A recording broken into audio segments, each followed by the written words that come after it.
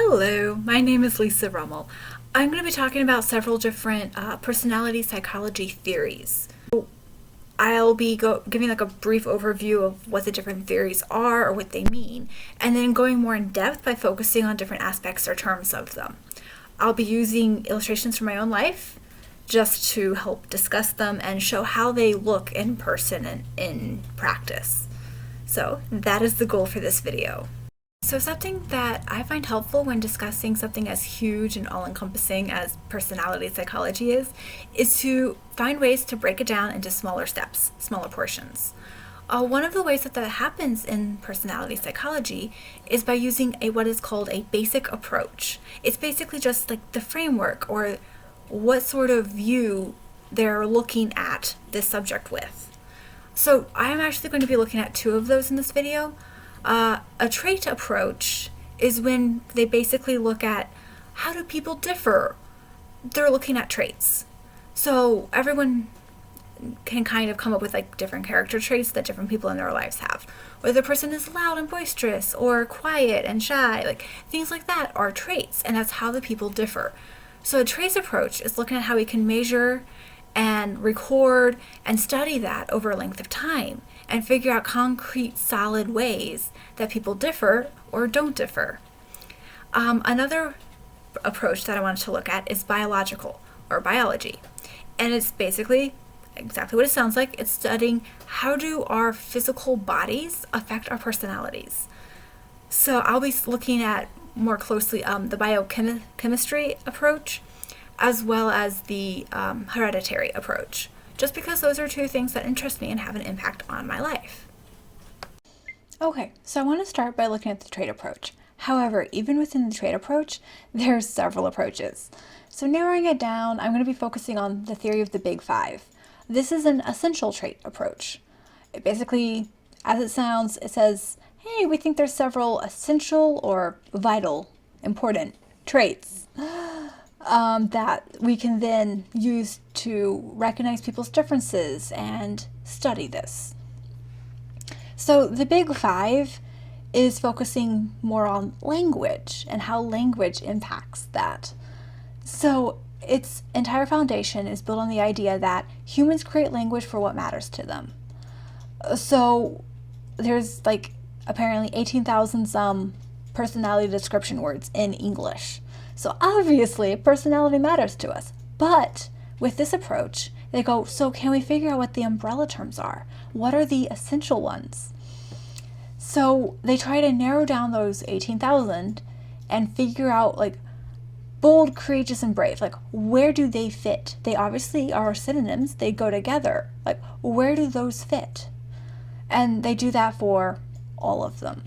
So an obvious issue with the Big Five is that by having only 5 description words that are like the 5 essential traits, you're going to lose a lot of nuance. So it does tend to be overly simplified at times, or even confusing or misleading because of that. So there are definite limitations to this approach. However, it's interesting because the Big Five took all of those words, we can condense them into these 5. We can take all of those description words and put them under these umbrella headings. Now within those umbrella headings, it's more of a scale than like a Venn diagram or a grouping. So on this scale, we can then look and quantify and study where people fall in relation to each other. So it gives us a way of studying how people differ, how people are the same. It gives us a way of studying all of that within 5 essential traits. Do you find these pictures calming? They're from the Mississippi Reservoir, and they remind me of hiking there in order to have introvert time. The first of the Big Five traits is extroversion, and with the scale spectrum thing going on with the Big Five traits for this one, there's extroversion on one end and introversion on the other. I'm very highly introverted, whereas the Big Five assessment would put it very low on the trait of extroversion. Extroversion has to do with how sociable, excitable, adventure-seeking, and the like someone is. For me, as an introvert, however, it's easy to become overstimulated. Extroverts and introverts actually respond to calm and peaceful, small stimuli the same way, so these images should impact us the same.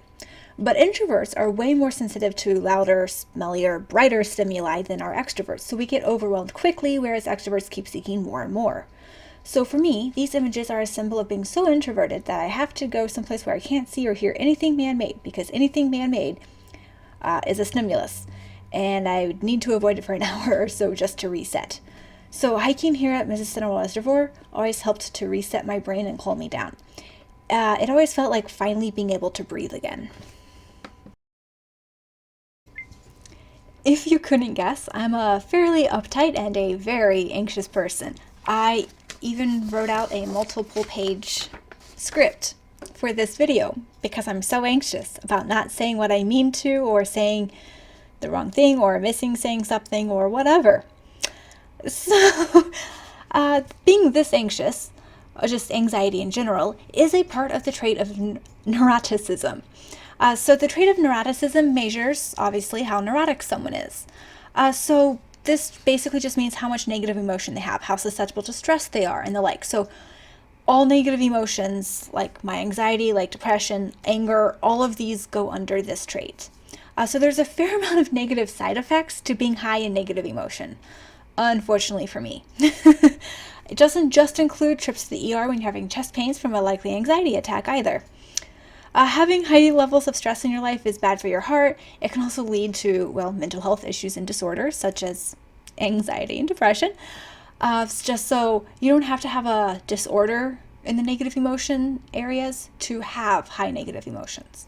But in addition, being high in neuroticism can be a sign of someone who isn't effective at dealing with life's issues in general. So things probably aren't going to go super well for those of us high in neuroticism. That's basically the opposite of how it is with people who are high in extroversion. Extroverts tend to have positive or more positive life outcomes. People high in neuroticism, not so much. So as an example, even though most neurotics are not criminals, I'm not, there is a higher chance that they will commit crimes than there is for those who score lower on neuroticism.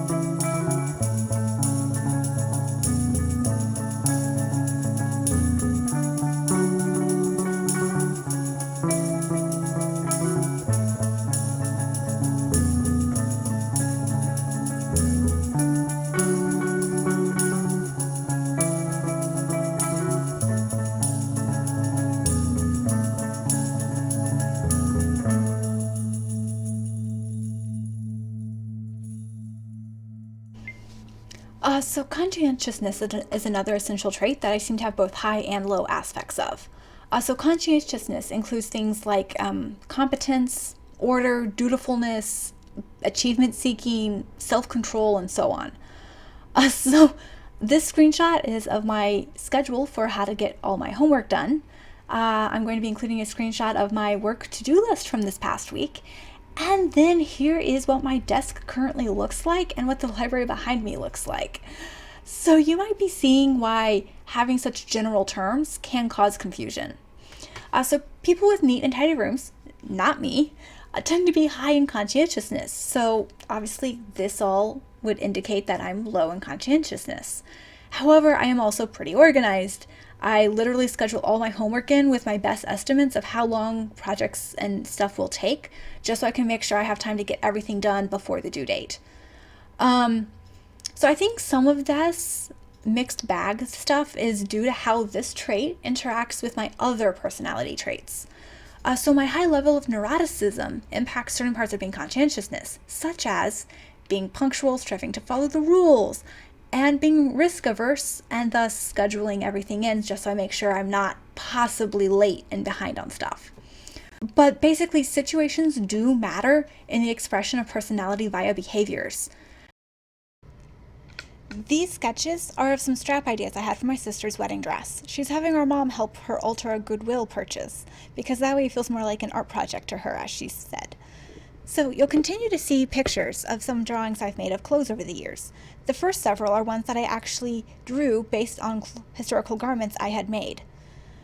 Sewing and drawing costumes are my main artistic endeavors, but creativity and the imagination that accompanies that are actually two facets of our last essential trait. Openness is the final essential trait, but also the most controversial.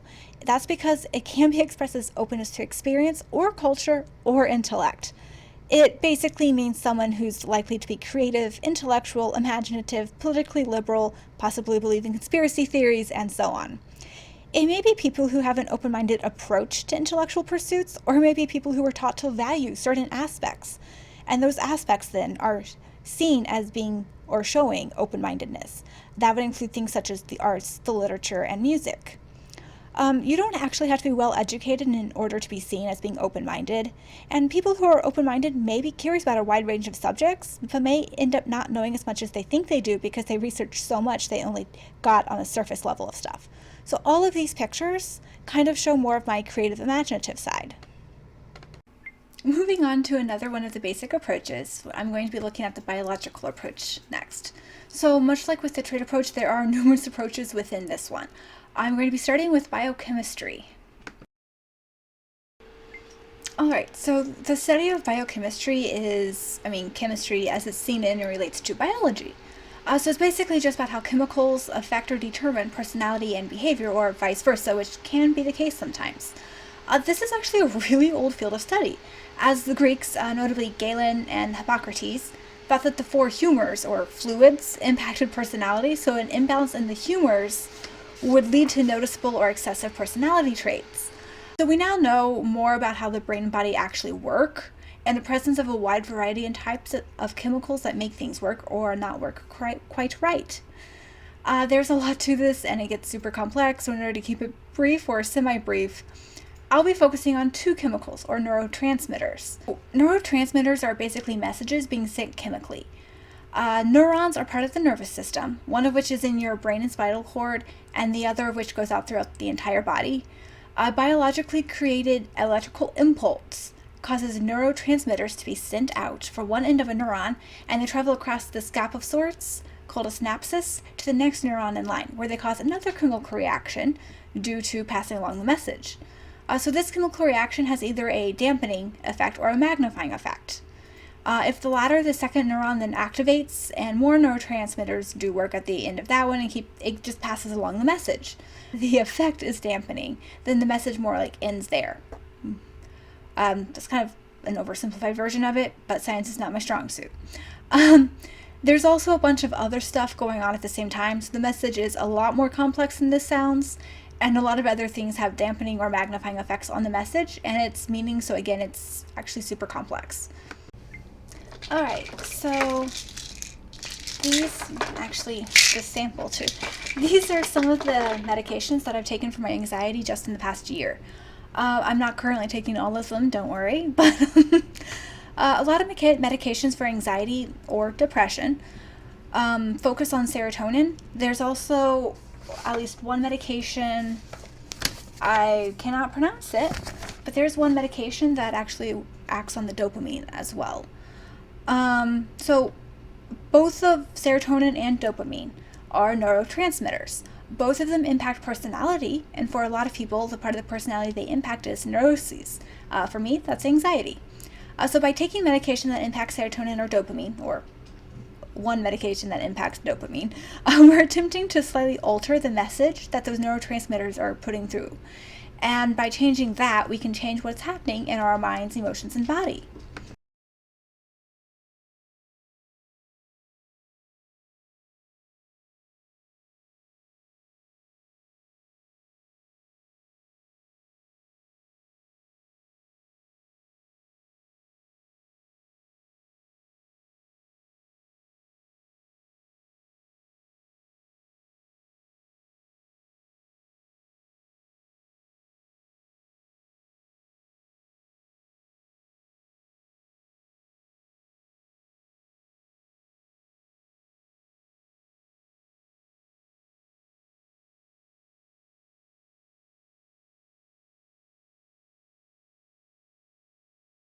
Okay, so in the US, again, there seems to be only one real drug that's used to treat dopamine. Most of the drugs used to treat depression and anxiety seem to be more SSRIs or just some other totally different one.